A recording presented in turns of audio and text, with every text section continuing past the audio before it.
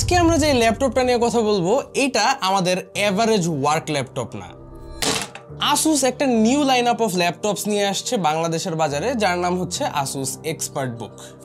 এই সিরিজের ফ্ল্যাগশিপ ভ্যারিয়েন্টটা নিয়ে কথা বলবো আমরা আজকের ভিডিওতে। এটা একটা প্রোডাক্টিভিটি অথবা বিজনেস ওরিয়েন্টেড ল্যাপটপ। চোখের দেখায় একদমই এভারেজ একটা ল্যাপটপ মনে হলেও ট্রাস্ট মি ভাই, এই ল্যাপটপটার ডিউরেবিলিটি দেখলে যে কোনো কেউ আকাশ থেকে পড়বেন। এইটার ডিউরেবিলিটি টেস্ট করার জন্য আজকে আমরা নানানভাবে টর্চার করব এই ল্যাপটপটাকে।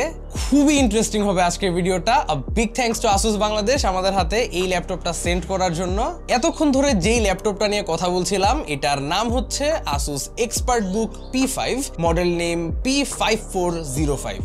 ইন্টেলের লেটেস্ট আলট্রা সিরিজের সিপিইউ থাকছে এতে, সাথে পাচ্ছেন 16GB of high speed RAM, 1TB built in storage and a very sleek look. বাংলাদেশে এই ল্যাপটপটি অফিসিয়ালি পাওয়া যাচ্ছে with 3 years of brand warranty. প্রাইসটা ধরা হয়েছে ঠিক 1,40,000 টাকার আশেপাশে। And with that said, let the torture begin. প্রথমেই আমি Asusের ওয়েবসাইটে দেখলাম যে এই ল্যাপটপটার হিঞ্জটাকে তারা টেস্ট করে দেখছে। তাদের দাবি হচ্ছে তারা ল্যাপটপের হিঞ্জটাকে এরকম ভাবে 50,000 বার ওপেন অ্যান্ড ক্লোজ করে টেস্ট করে দেখছে, অ্যান্ড আপ টু 50,000 সাইকেল এই ল্যাপটপের হিঞ্জটা সার্ভাইভ করে গেছে, which is equivalent to 11 years worth of opening and closing the laptop lead. তো স্বাভাবিকভাবে আমি ধরে নিতেছি যে ল্যাপটপটার হিঞ্জটা বেশ শক্তপোক্ত। এটাকে টেস্ট করার জন্য চলেন আমরা এটাকে এভাবে রেখে,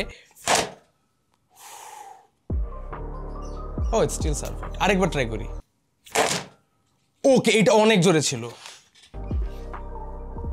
স্টিল নাথিং। কিন্তু আমার মতে শুধু হিঞ্জ ডিউরেবল হইলেই হবে না, কিন্তু ডিসপ্লেটাও কিন্তু আছে। ডিসপ্লেটাও কিন্তু ইম্প্যাক্টেড হইতে পারে যখন লিডটা আপনারা ক্লোজ করবেন। তো আমি এই টেস্টটাকে আরেকটা লেভেল উপরে নিয়ে যেতে চাচ্ছি, যার জন্য আমার কাছে আছে এই পেন। এই টেস্টটা অনেকের কাছে খুব আনকমফোর্টেবল লাগতে পারে, but it has to be done. তো আমরা যা করব, এই পেনটাকে আমরা ল্যাপটপের হিঞ্জের মাঝখানে রেখে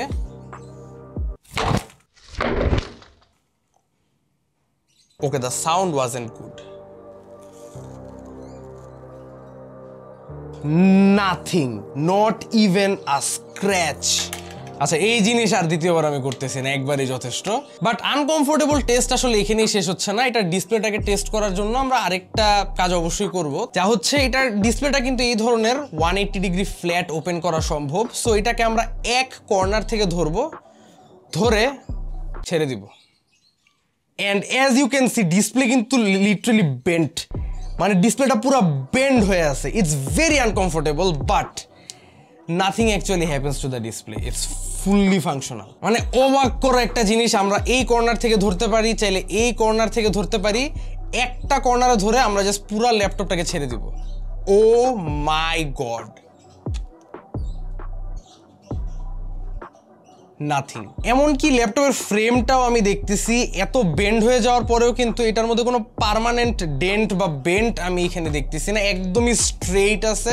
এখন আমরা চলে যাব আমাদের নেক্সট টর্চার সেশনে, যেটার জন্য আমার কাছে আছে এক গ্লাস পানি। এখন আই থিঙ্ক ম্যাক্সিমাম পিপলই গেস করে ফেলছেন যে আমি এটা দিয়ে এখন কি করব, অ্যান্ড আনফর্চুনেটলি ইউর রাইট।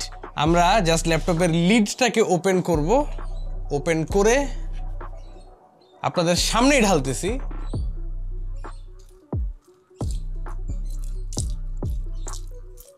আচ্ছা, I think this is enough, আমার রুমেই ভরে যাবে পানি। And as you can see, পানি লিটারালি পরে আমার টেবিল ভাসায় গেছে, but the laptop is completely fine.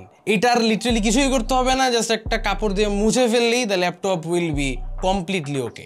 আর মজার ব্যাপারটা হচ্ছে আমরা যেটা ঢাললাম এটা কিন্তু just room temperature tap water, কিন্তু Asus ক্লেম করতেছে আপ টু 66 ডিগ্রি সেলসিয়াস তাপমাত্রার যে কোনো লিকুইড আপনারা এর মধ্যে ঢেলে দেন, কোনো সমস্যা হবে না। যাই হোক, আমরা এসে পড়ি আমাদের পরের টেস্টে। অ্যান্ড এইবারের জন্য আমি ল্যাপটপটাকে একটা সিটের উপর রেখে আমি জাস্ট বসে পড়বো। And as you can see, I am literally sitting on top of the laptop. Keep in mind, আমার ওয়েট কিন্তু অ্যারাউন্ড 75 কেজিস, সেই কারণে বসে পড়ছি আর কি। এই ল্যাপটপটার জন্য Asus ক্লেম করতেছে যে আপ টু 50 কেজির যে কোনো কিছু আপনারা এটার উপরে ডিরেক্ট রেখে দিতে পারবেন। সো আপনার ওজন যদি 50 কেজির বা তার চেয়ে কম হয়ে থাকে, আপনারা লিটারালি এটার উপরে দাঁড়ায় যেতে পারবেন।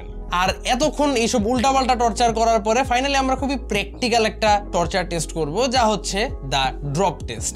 এখন মানে এই ড্রপের কথা আমি বলতেছি না, এটা তো ভিডিও শুরু থেকেই করতেছি। I am talking about a 4 foot drop. আসুসের ওয়েবসাইটে তারা বলে দিচ্ছে এই ল্যাপটপটা অলমোস্ট 4 ফিট উচ্চতা থেকে আপনারা যদি জাস্ট ফালায়ও দেন এটার কিচ্ছু হবে না। আমার হাইট হচ্ছে 5 ফুট 8 এবং আমি মোটামুটি আমার চেস্ট হাইট থেকে ল্যাপটপটাকে ড্রপ করব। So let's do that.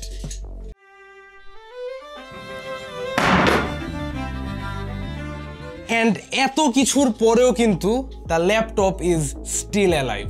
আমার মনে হয় না আর বেশি টর্চার করার দরকার আছে এই জিনিসটাকে। আমি অফ ক্যামেরাও আপনাদেরকে দেখানোর আগে নিজে এক প্রস্ত টর্চার সেশন দিয়ে ফেলছি। সো আপনাদের সামনে একটা সেকেন্ড টর্চার সেশন ছিল।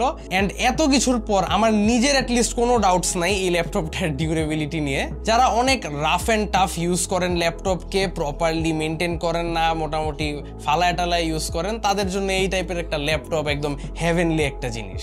যাই হোক, শুধু ডিউরেবল হইলেই তো চলবে না। এখন আসেন আমরা ল্যাপটপটার টেকনিক্যাল ব্যাপারগুলো নিয়ে একটু আলোচনা করি। এই ল্যাপটপে আপনারা দেখতে পাবেন একটা 14 ইঞ্চের 2.5K রেজলিউশনের display.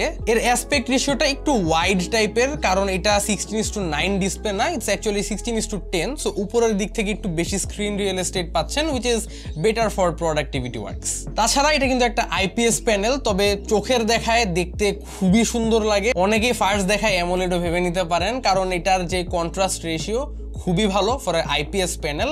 The colours are very vibrant, blacks গুলো এনাফ ডার্ক। আসলে একটা প্রোডাক্টিভিটি অথবা বিজনেস সেন্ট্রিক ল্যাপটপ হিসাবে এটার বেজেলের পরিমাণ যথেষ্ট পরিমাণ কম। আর ডিসপ্লেটা আমার কাছে সবচেয়ে বেশি স্যাটিসফাইং লাগছে, কারণ এর রিফ্রেশ রেট হচ্ছে 144 hertz, which is very overkill. আমি জানি না কেন একটা ওয়ার্ক ল্যাপটপের মধ্যে 144 হার্টজ ডিসপ্লে দিছে আসুস, বাট ইটস গুড। আমি কমপ্লেন একদমই করতেছি না। I am a big fan of higher refresh rate. এই মুহূর্তে স্মার্টফোন মার্কেট বলেন, মনিটর মার্কেট বলেন, সবাই কিন্তু হায়ার রিফ্রেশ রেটের দিকে এগিয়ে যাচ্ছে, even for productivity setups. So আসলে এই ব্যাপারে কমপ্লেন করা যাবে না। আই থিঙ্ক এখানে একটা ফ্লুইড স্মুথ 144 হার্টজ ডিসপ্লেটা অনেকে অ্যাপ্রিশিয়েট করবেন, জাস্ট লাইক মি। পোর্টসের আলোচনায় আসলে লেফট সাইডে দেখতে পাবেন একটা থান্ডারবোল্ট 4 পোর্ট, তারপর থাকছে একটা HDMI 2.1, একটা USB 3.2 Gen 2 type A port, আরো একটা থান্ডারবোল্ট 4 পোর্ট এবং 3.5mm কম্বো অডিও জ্যাক। অপর পাশে চলে গেলে থাকছে কেনসিংটন লক এন্ড আরো একটা USB টাইপ A পোর্ট। ভিডিওর শুরুতেই যেমনটা বলছিলাম, এই ল্যাপটপের মধ্যে প্রসেসর হিসেবে রয়েছে ইন্টেলের লেটেস্ট আলট্রা সিরিজের কোর আলট্রা 5 প্রসেসর। এটা একটা octa core processor, 8 cores and 8 threads. Light to moderate productivity টাস্কগুলা এটা খুব আরামসে হ্যান্ডেল করে নেবে। মাল্টিটাস্কিং এও বেশ একটা ফ্লুইডনেস পাওয়া যায়, কারণ এতে খুবই হাই বাসের 16 GB র্যাম থাকছে এবং তারই সঙ্গে একটা 1 টেরাবাইটের Gen 4 NVMe আপনারা এতে পাচ্ছেন, যার কারণে অ্যাপ্লিকেশনের লোডিং টাইমস বলেন কিংবা ল্যাপটপ বুট টাইমস, ফাইল অ্যাক্সেসিং সবকিছুই খুবই ফাস্ট এন্ড স্ন্যাপি। তার সঙ্গে আপনারা সিকিউরিটির জন্য পেয়ে যাচ্ছেন উইন্ডোজ হ্যালো সাপোর্ট। সেই ক্ষেত্রে ফেস আনলকের সুবিধাটা তো থাকছেই, তারই সঙ্গে এই ল্যাপটপটার যে power button it doubles up as a fingerprint scanner. তো এটার থ্রু আপনারা ল্যাপটপটাকে সিকিউরড রাখতে পারবেন। আরো একটা জরুরি ব্যাপার হচ্ছে যে এখানে থাকা কিবোর্ডটা ব্যাকলিট, সো অন্ধকারে কাজ করতেও কোনো হ্যাসেল হবে না। আর latest generation technologies like latest Bluetooth version and Wi-Fi 6 support তো থাকছেই। তবে এই ল্যাপটপটার চার্জিং কিন্তু খুবই ফাস্ট। এর বক্সে একটা 65 ওয়াটের চার্জিং অ্যাডাপ্টার ইনক্লুডেড থাকে, সো এটা দিয়ে ল্যাপটপটাকে বেশ ফাস্ট আপনারা চার্জ করে নিতে পারবেন। ওভারঅল একটা খুবই well balanced and very well built laptop আমার কাছে মনে হয়েছে আসুসের এই এক্সপার্টবুক P5। তাদের এই এক্সপার্টবুক লাইনআপের মধ্যে P5টাই হচ্ছে তাদের ফ্ল্যাগশিপ মডেল। এর আরো কিছু বাজেট ওরিয়েন্টেড ভার্সনস আছে, যেমন P1 এন্ড P3। সেগুলো নিয়ে যদি আপনারা ডেডিকেটেড কন্টেন্ট চান অবশ্যই কমেন্ট করে জানাতে পারেন। আর এই ল্যাপটপটা পারচেজ করতে চাইলে ডেসক্রিপশনে পারচেজ লিংক দেওয়া থাকবে। ভিডিওটা যদি ভালো লেগে থাকে চ্যানেলে সাবস্ক্রাইব করতে ভুলবেন না। আশা করি আবারও দেখা হবে আগামী কোনো ভিডিওতে। Till then have a nice day, piece.